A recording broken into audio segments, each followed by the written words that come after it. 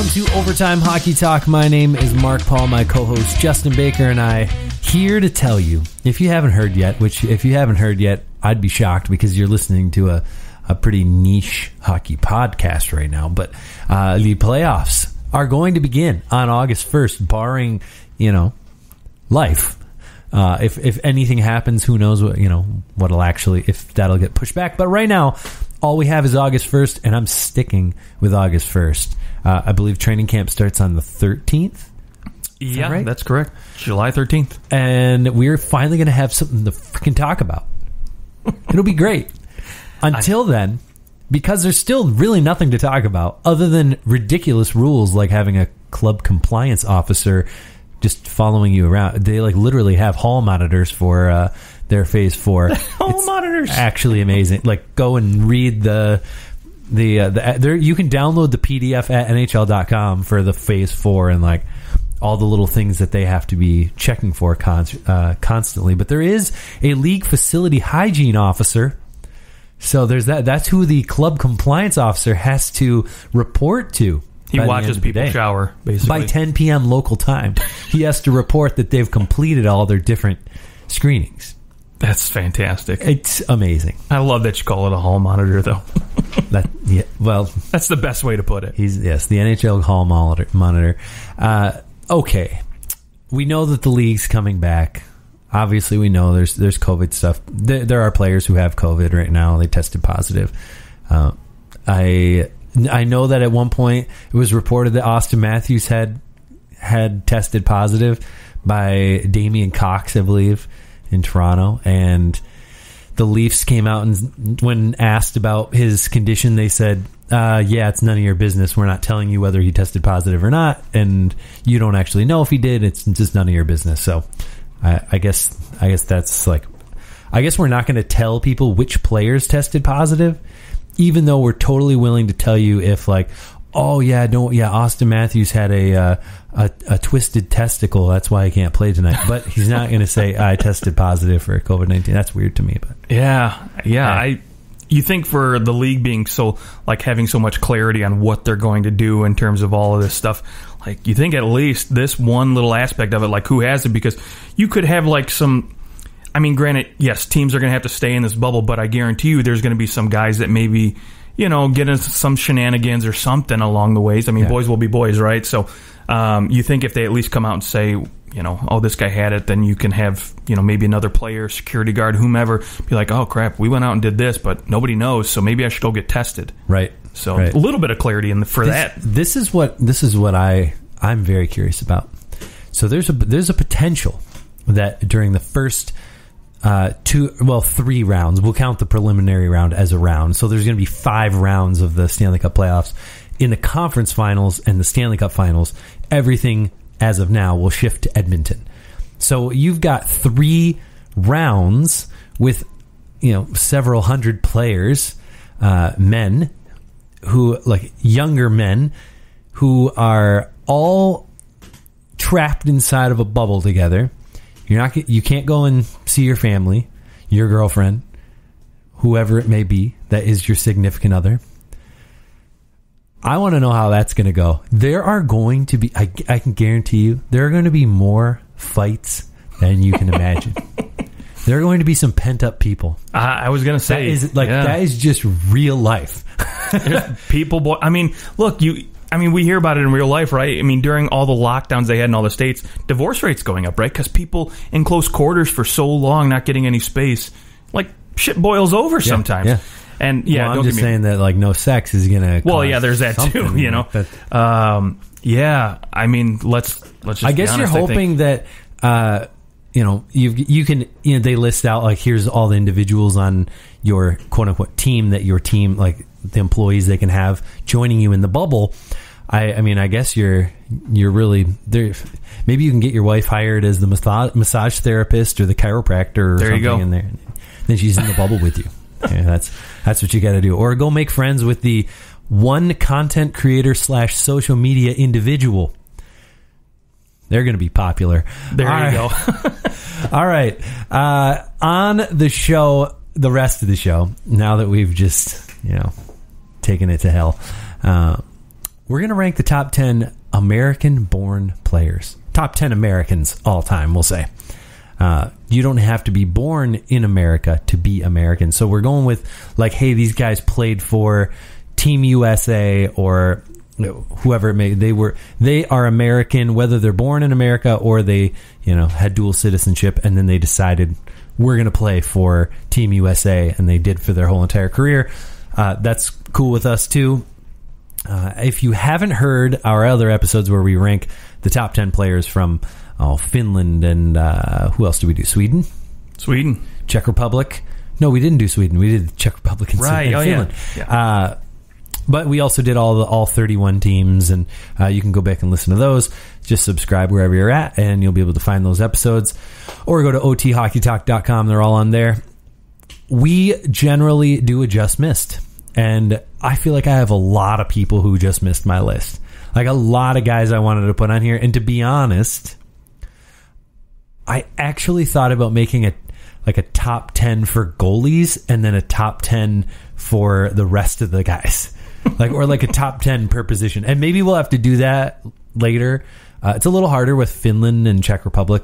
I think there's once you get to the bottom of Czech Republic and like Bobby Holik's on your list, and you just missed Vaclav Prospal, and Finland, I just missed Olli Jokinen. Like, these are not Hall of Fame players that are just missing my list, but there are definitely some potential and Hall of Fame players who missed my list for Team USA. So it's just a bigger clump of players because there's more Americans and they've been coming to the NHL for a lot longer. So with that said, yes, please. Apparently I haven't talked enough today. So let's go. You're just missed. Okay. I've got a pair of forwards and a goaltender, and then I've got two goalies that I tied at number 10. So whichever, I'm going to let you pick which one gets the 10th spot, Mark, and then whomever is the odd man out is going to obviously be on my just missed as well. Okay. So just missed, I've got Jack Eichel, Austin Matthews, and Mike Richter. And Keith Tkachuk. I'm sorry. Throw his name in there, too. Okay. So, all right. And Keith Tkachuk. All right. Yeah. I feel like Jack Eichel and Austin Matthews, these are guys that in a couple years will probably have a good opportunity of breaking in this list. Yeah. Yeah. Especially if they get some hardware. Especially Austin Matthews. Well, I mean, you look at Jack Eichel, the season he had, everybody's talking Hart Trophy potentially. And so, when you start adding up hardware, and I think obviously Austin Matthews is closer to a cup than Eichel is at this point. So, I don't know. Well, no, you do. As long as he's in Buffalo, you do know. And then Mike Richter, of course. We talked about him too. Strong American. He was on our Rangers list. Yes, he was. 10 Rangers. That's the other hard thing is that like some of these guys, I mean, they're so good. They're like top 5 on their team, but then they don't make the American list.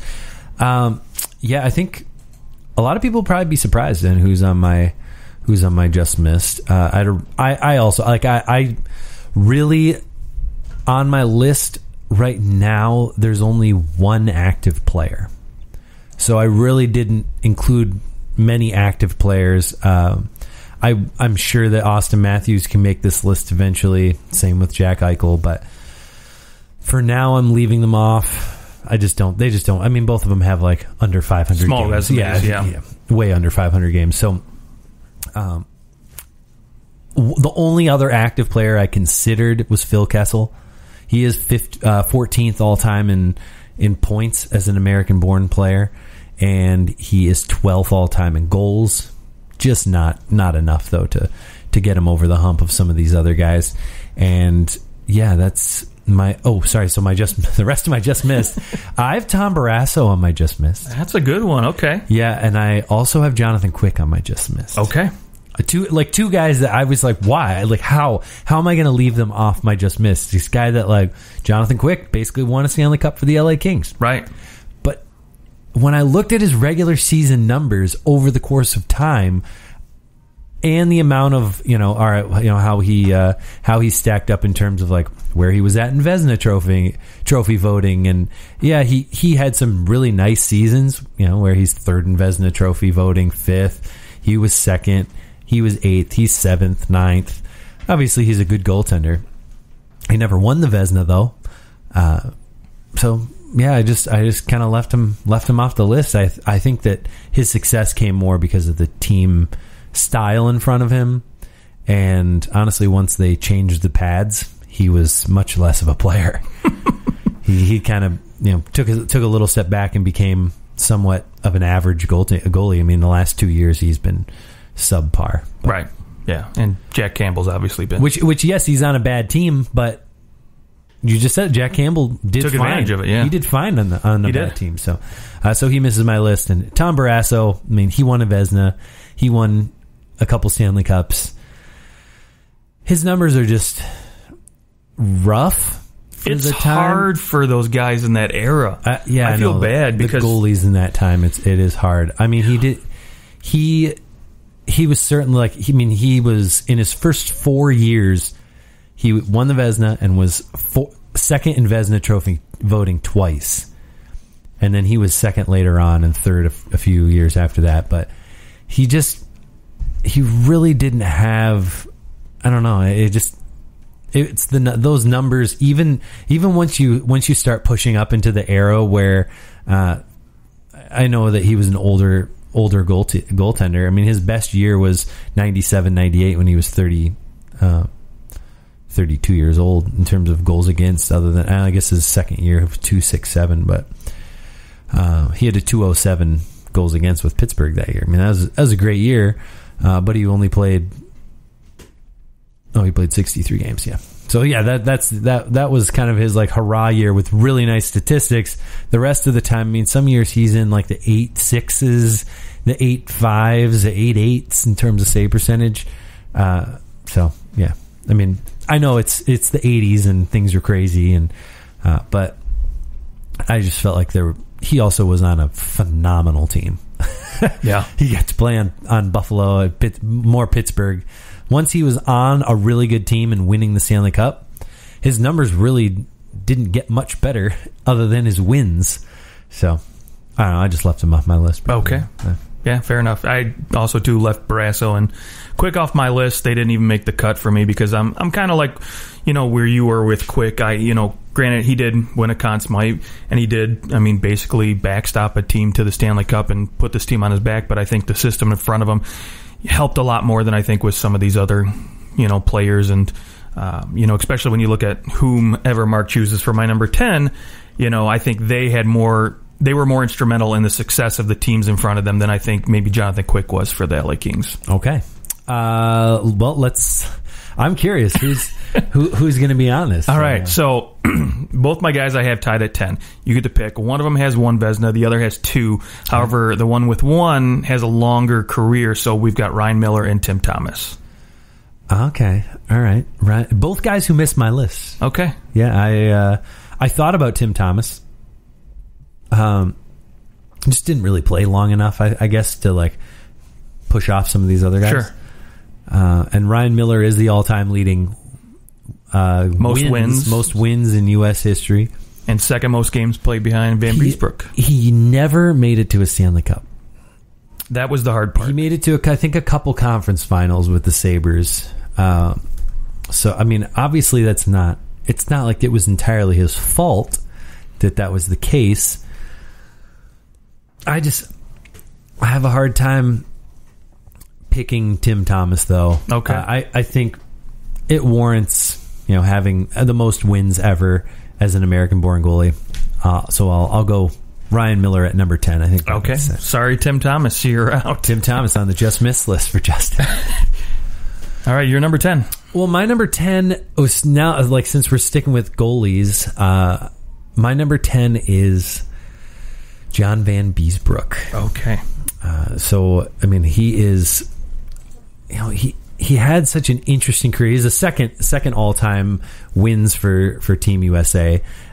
Played on some lesser Rangers teams through the 80s. There's a couple bad teams on there, but finally the team starts to get better in 1993. And then he gets taken by the Florida Panthers with the first overall pick in the expansion draft. So he's the first guy taken. He's a Marc-Andre Fleury.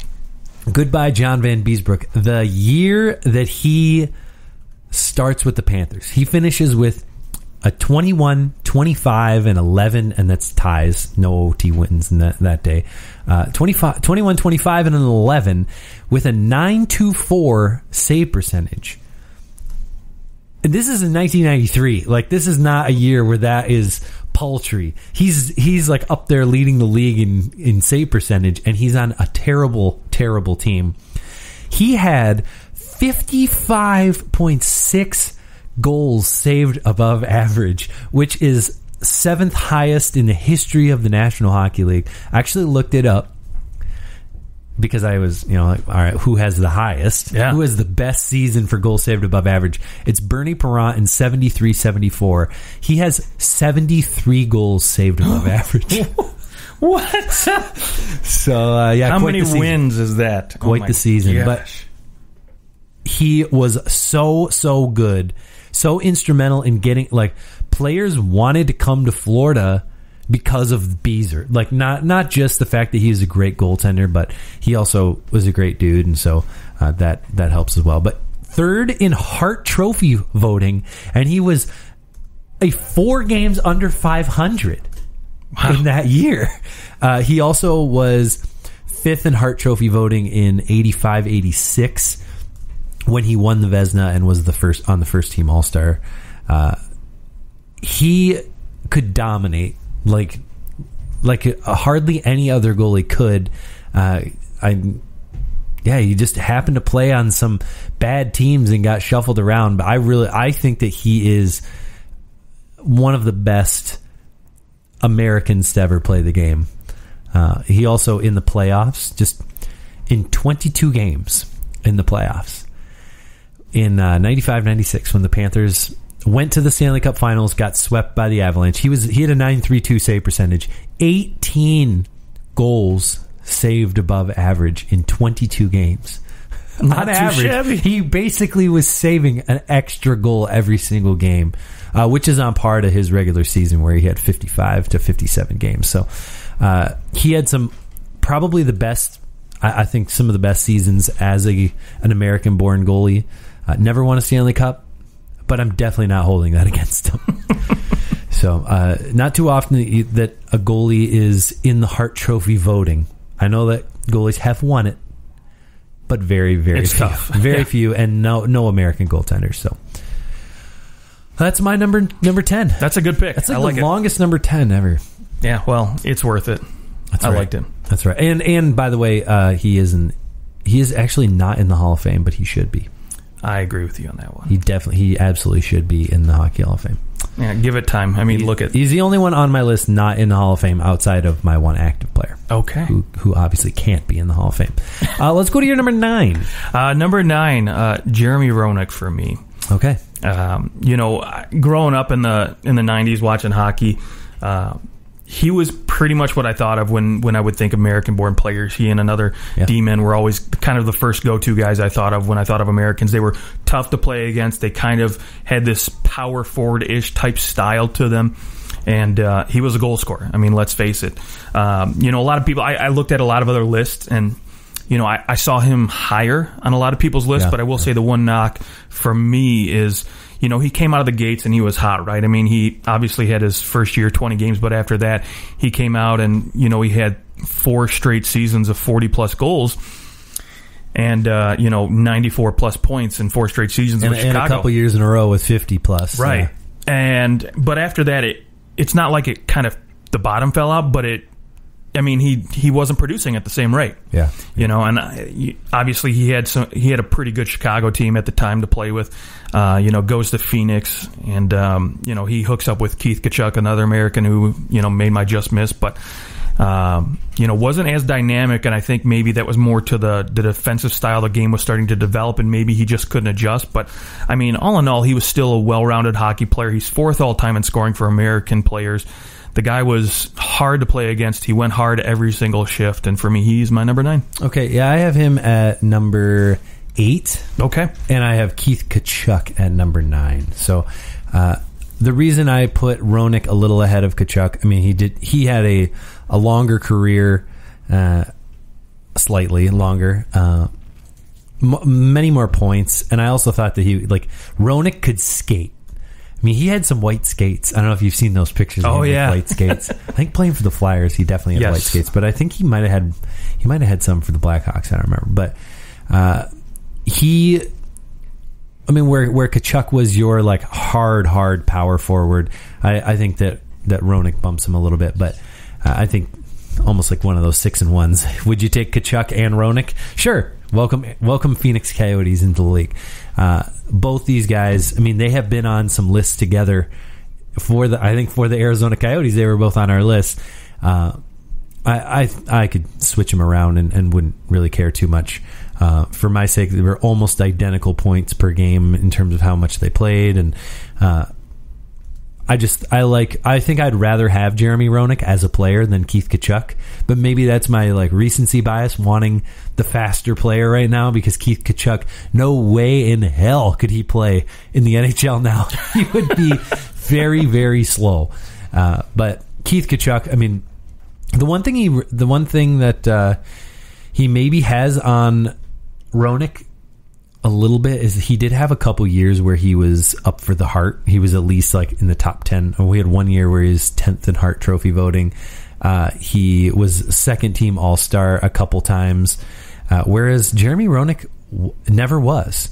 I mean, the highest he did have one year in 91-92 where he was 5th in Hart Trophy voting, and I guess 10th in another, but neither of these guys really were up for a lot of trophies, and like the team All-Star. I mean, once you get beyond the original 6, where you're there's only 6 other guys who could be on that list, or like 6 other teams with players that could be on that list. But I think when you have no years where you're on even the second All-Star team, that means that at no time were you considered one of the top 6 forwards in the NHL, whereas Keith Tkachuk was a couple times. So, okay, there's that too.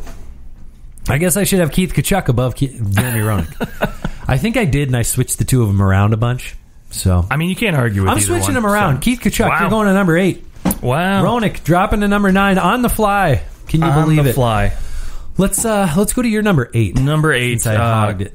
Yeah, the top scoring defenseman of all time for American players, and top 4 all time for any nationality born defenseman, and that is Phil Housley. All right. 3rd all time in scoring just in general for American born players. Yeah, just in general. Like I said, this guy obviously never won a Norris, which is just weird for me, considering how dynamic of an offensive skater and playmaker he was, especially early on in his career, in terms of when we talk about 80s, in Buffalo and Winnipeg, when he played there in the early 90s, when there was a lot of offense going around, he was so dynamic. The best he really ever finished in terms of the Norris voting was he did go third one time. Yeah, in got 91, top 5. 92. Yeah, top 5 a few times, but that was pretty much it, and that's why I couldn't put him any higher than this. And again, I've just like JR, I've seen a lot of lists where he's a lot higher. What are you going to do when you're like you lead all defensemen in scoring by far in 93? He had 97 points. The second highest was Paul Coffey with 87. Right. And Chris Chelios wins the Norris by a landslide. He wins the Norris. So, I mean, I guess in some respects, he wasn't considered to be the best two-way guy. Yeah. I mean, he did play. I will say in his defense, he did play on a lot of teams where they weren't.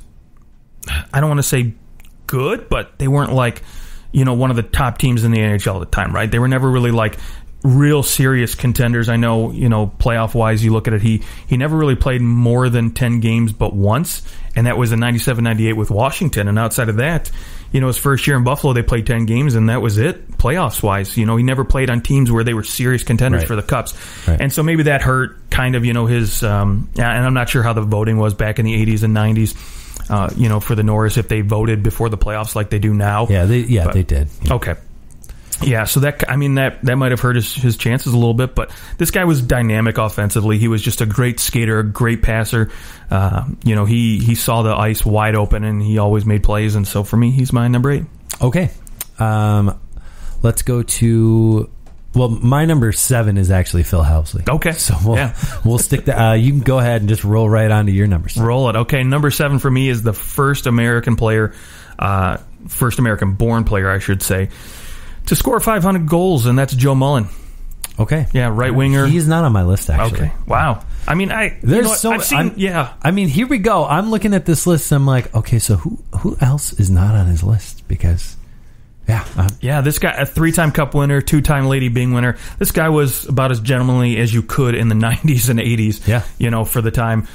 You look at his penalty minutes. I mean, he had some seasons where he had 4, 6 penalty minutes, and again, where there's constant hooking, constant slashing, like. To have that few penalty minutes is pretty impressive. 241 in 1,062 games. It's actually amazing. Yeah, it really is. That's Pavel Datsyuk-esque, in my opinion. Yes. For those who have only really watched the game during this era, but again, he had a lot of success in Calgary. Put up some good numbers there. Won a cup. Goes to Pittsburgh, of course, and then hooks up with Jágr and Lemieux and does some good things there. And what a great complimentary scorer he was, because obviously you knew how dynamic Lemieux and Jágr were there on the ice, and then you forget about it. Oh wait, we've got this other guy, Joe Mullen, who again in his mid-30s was still a freaking good point producer, and so you had to worry about him too when he was out on the ice, and that just made Pittsburgh all the more dangerous, especially.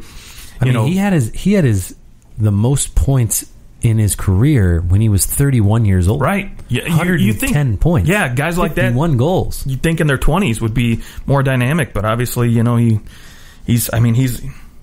like I said, first to score 500. Too, and he certainly a dynamic goal scorer. I believe he was he like a first overall pick? Boy, that's a good question. I got to take a peek. Was he not drafted? Because what I'm looking at is showing that there's no drafting thing on here, but I'll look that up. That's right. Yeah, you look that up. I'll toss over my number 6. That is the Hall of Famer, 94-95 Masterton Trophy winner, and for my money, the best little guy to ever play. That's Pat LaFontaine. Okay, the all-time leader in points per game. My number 5, by the way. The U.S. in 865 games, 1,013 points. He made a few of our lists. I don't know if did he make the Islanders list and then the Sabres list? I think he made both those for me. Almost 500 goals in 865 games. Like, obviously his career cut short because of injury, and if he hadn't have had those injuries, what could he have done? He probably would have been the most prolific point producer for U.S. 148 points in 92-93. 53 goals. He scored over 40 goals 7 times. I'm sorry. That's incredible. And he scored 40 goals also when it started to not become as cool in 95, 96. Yeah. He actually managed to do it when you weren't supposed to. Even in the year that he won the Masterton, he only played 22 games. That's actually it's strange. You see a guy win the Masterton and barely play any of the season, but he comes back at the end there, and he has a really nice 22 games, 27 points in those games. And unfortunately, after he scores 40 goals and 51 assists in 76 games in 95, 96. He only plays a total of 80 games the rest of his career, and writes it off with the New York Rangers. So, what a season to retire! Like 62 points in 67 games, and then you just have to call it quits. So, I think he's definitely one of those guys that you wish we could have seen more of. We didn't, but I do think that he is truly one of the best American-born players of all time. Okay, yeah, I won't disagree with that. That's why he's spot higher on my list at number 5, just jumping this guy at number 6. And I had a hard time too. I flip-flopped these guys a couple of times, but ultimately I just kind of thought what would have been Pat LaFontaine's career had he had the longevity of the guy I have at number 6, and that's Chris Chelios. Okay. All right. Yeah. Chris Chelios, you want to talk longevity, he's got it. Played till he was 47 with the Atlanta Thrashers. Ridiculous. This guy was probably the most fit hockey player I've ever seen in my entire life. I just remember seeing him on a bike in the sauna. Just like, after practice I go on the bike and go 45 minutes in the sauna at the same time. At the same time. In a hoodie or something like that. in one of those sweatsuits, it's just ridiculous. I mean, okay, so we know obviously he captained Montreal, captained the Blackhawks, 3 Norris trophies. This guy, I mean, and 3 cups, right, and not to mention then 7-time All-Star, just a ridiculous career. And it's funny because when you think about 5-time first All-Star, yeah, that's impressive right there. And it's funny when you he think did it about as a 40-year-old, right? Yeah, he was pretty good. And it's weird to me because when you think about what team do you think about when you think about Chris Chelios? And most people probably say the Blackhawks. Well, he actually played the most years in Detroit with the Red Wings, which is just so weird to me. But obviously towards the end of his career and most of those, I mean, he was playing third pairing minutes because obviously, he's in his 40s at that point. And, you got guys like Cronwall and Lindstrom ahead of you in the lineup that are going to get more minutes at that point. But still, I mean, Frick, he was still playing 16 minutes a game at 45. So it's incredible. I definitely have him higher on my list. I'm surprised that you don't, but that's okay. Okay, yeah, I really had a hard time with the guys in front of him. And again, like I said, my number 5, Pat LaFontaine, I just flip-flop these guys constantly. But the 4 guys ahead of him, I couldn't do it. Okay. I didn't want to just because of, I mean, the guy at number 4, he had one incredible year that just made me say, okay, I want this guy at number 4. All right. I guess I don't have him significantly higher, but he is higher. All right, well, let's go. Your number 5 is Pat LaFontaine. Yes. Okay, so let's go your number 4. All right, number 4 is Brian Leetch for me. Probably, in my opinion, the greatest defenseman to ever be an American. I don't know how long that'll last. There are some good American defensemen out there now. So my question is, how long is he going to be considered the best? But and then some people might not even consider him the best. I mean, if you look at his stats, he's 8th all time in scoring for American players. But I mean, still, 1,200 games, he still racks up over 1,000 points. There aren't very many defensemen who have 100-point seasons, right? And he is one of them. Yeah, and then I mean, you want to talk about a banner year, right? Obviously, he wins the Cup in '94 with the Rangers, gets the Conn Smythe, and gets a couple Norrises during his tenure too. But I mean, '94 was just an incredible year. Obviously, the regular season 79 points in 84 games. But for me, I mean 34 points in 23 games as a defenseman in the playoffs is ridiculous. I mean, that I remember watching the Rangers a lot, and I didn't watch them live because I was just a little bit too young at that point. But I've rewatched that playoff run so many times, and it was ridiculous what he was able to do. He commanded that whole entire race. And you think about, like, obviously a lot of people look at Messier and what he was able to do because that guarantee, he goes out, puts the hat trick, and he's the story. But he was never really like Brian Leetch was the quiet guy that just controlled everything. He quarterbacked everything, and you didn't really notice it, but he did it. Yeah. I agree. That's why I have him higher on my list. But, okay. My number 5 is actually, he's probably higher on yours, is my guess. He's the second highest scoring American-born player of all time, and next to our buddy Chris Chelios and Matt Cullen, who did not make my list, but is the second most games played in the NHL as an American-born player, is Mike Modano. Fails to get 1,500 because Mike Babcock had a huge... he's a tool. 561 goals, 1,371 points. Mike Modano is, I mean, he was everything to that Dallas Stars team.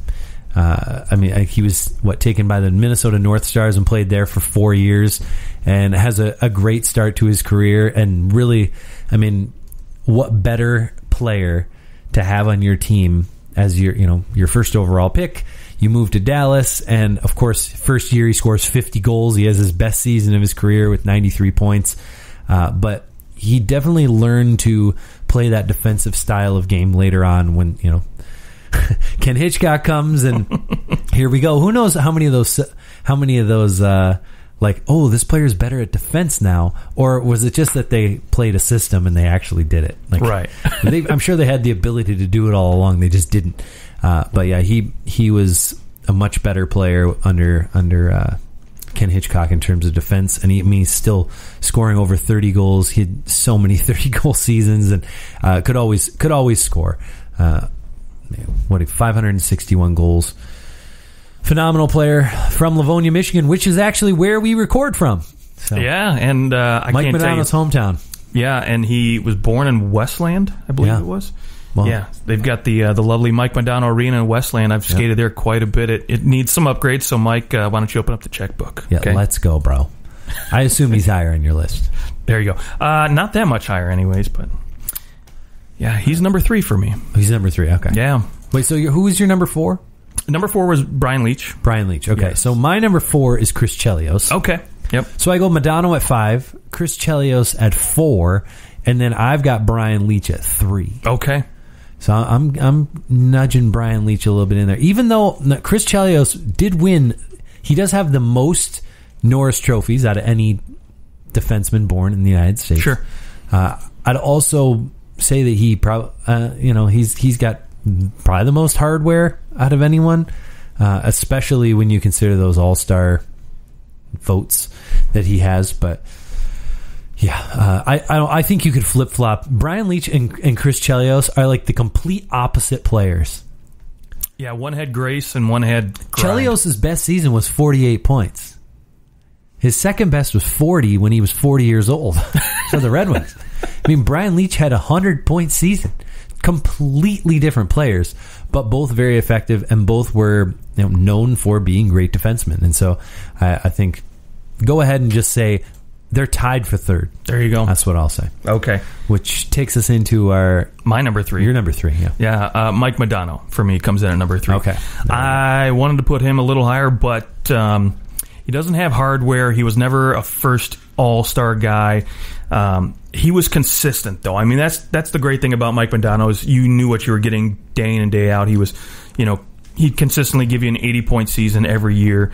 He played the game so well at both ends of the ice. Except when he went to the Red Wings. Well, we won't talk about that. He was 40. Yeah, that was back during the time when the Wings liked to pick, guys on their way out like Daniel Alfredsson and give them a shot at a cup. Didn't work out too well, but again, I mean, he had a run of just these string of seasons where 93, 80, one.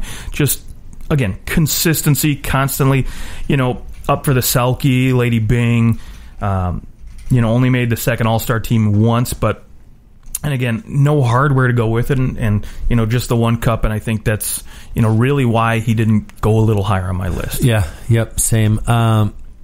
He does make an appearance in Mighty Ducks, though. So. Which was great. Yeah. Was it the second one? No, it was the first one. Gordon Bombay takes the kids. They were actually, It's funny, because the movie takes place in Minnesota. Yep. They show up to the rink, the quote-unquote Minnesota North Stars rink, but all the guys from the Stars are wearing Dallas Stars jerseys, pretending to be Minnesota North Star players. Right. Yeah, that's right. It cracked me up. Just moved. Yes. We'll have to. That's a great story about how the Minnesota North Stars moved to Dallas. Very sneaky. Yeah, maybe you should have gone to San Jose instead, but they probably shouldn't have sold season tickets for the following year. Okay, now here we go. Number 2 and number 1. Yeah. This is where my active player is. I assume that you might. I do have an active player in here too. So we have the same top 2. It's just a matter of what order we go in. I'll give you. Who is your number 2? Second best American-born player. Brett Hull for me. Okay. Comes in at number 2. And obviously, Patrick Kane is number 1 on my list. Patrick Kane, first overall. Wow. That's high, very high praise. I have the opposite. Okay. I have Brett Hull coming in at number 1. I mean, no one is touching 741 goals. Like, the only one who might is Alex Ovechkin.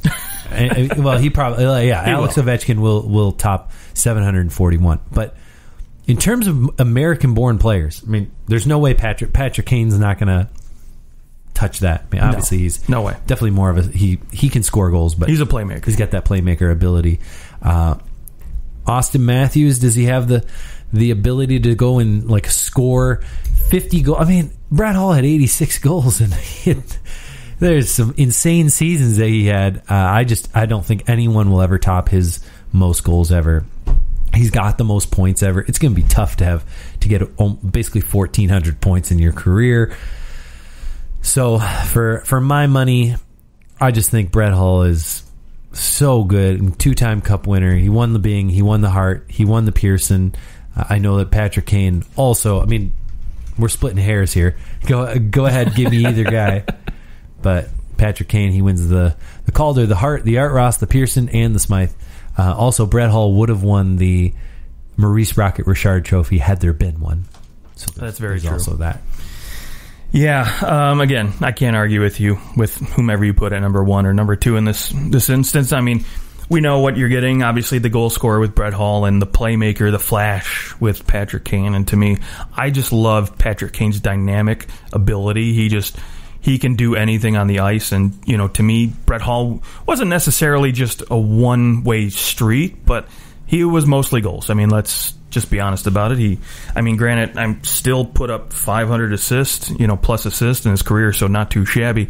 He would have won the goal scoring leader 3 times. Okay, had there been one. So. Yeah, 3 years in a row. in 3 years, he scored. Let's see what. Oh my gosh, my math is just all of a sudden. It's okay. You want me to do it for you? 228 goals in 3 years. That's insane. The only one to have more in a 3-year span, I think, is Gretzky. Probably. Yeah. But man, you talk about dynamic players. Both these guys are just were so much fun to watch. And so to me, the only maybe reason Brett Hull maybe goes down a notch in my book is because I still hate that he scored that goal against Dominik Hasek. Although, that was a stupid rule to begin with. So. It is. I didn't even think about this, but both of them have a Stanley Cup winning goal in overtime. Yes. There are very few players who have Stanley Cup winning goals in overtime, and they are some of them. Both of them a little controversial. Actually, you know who else has an overtime goal in overtime? Also American is Jason Arnott. That's for true. The Devils. Yeah. You forget about that. A lot of Americans scoring. Boy. Yeah, I still remember Patty Kane's goal against Michael Leighton, and nobody thought it went in. And to me, it's weird because when you look inside the net, the puck is clearly in there. There was no contest is it in his pads? Did it sneak in? I mean, everybody's just standing around like, what happened? You just take a peek inside the net, and it's there, and there was just so much confusion. It just cracks me up. But it was like the worst celebration we just won the Stanley Cup I've ever seen in my entire life. So, yep. I think I'm looking now, and from what I can tell, they are the 3 American-born players who have scored Stanley Cup winning goals in overtime. There are very few. There are 4, 8, 12, 17 people have done it. I don't think Alec Martinez is American. Oh, he is. Alec Martinez is American too. That's true, yeah. The last 4 are Americans. Crazy what you find when you dig it up. That's fantastic. That is pretty fantastic. Well, there's your top 10 Americans. Not a bad list. Yeah, definitely an enjoyable trudge through memory lane, I guess, is how you'd see it. Yeah, I wish I could have put more goaltenders on this list, but I would I think, in the future, to take probably some of the countries that have had a larger array of players play there. I know that like Finland has probably now, if we took maybe in 15 years, we could do this for Finland. And Czech Republic's kind of slowed down a little bit in sending players to the NHL the way that they were in the 90s. The Swedes have ramped up, but it would be fun to do top defenseman, top goalie, top forward from some of these countries. So maybe we'll revisit in the future. How to do the top 10 from Canada is going to be insane. So yeah, and I got to say though, U.S. I would love to do the top 10 goalie list. That would be fun for me, for sure. We will make sure that happens. All right. Well, let us know what you think of our list. You can find us on Twitter at OT Hockey Talk. Until then, be watching out for training camp starting on July 13th. We'll what kind of coverage there's going to be of it. I don't know.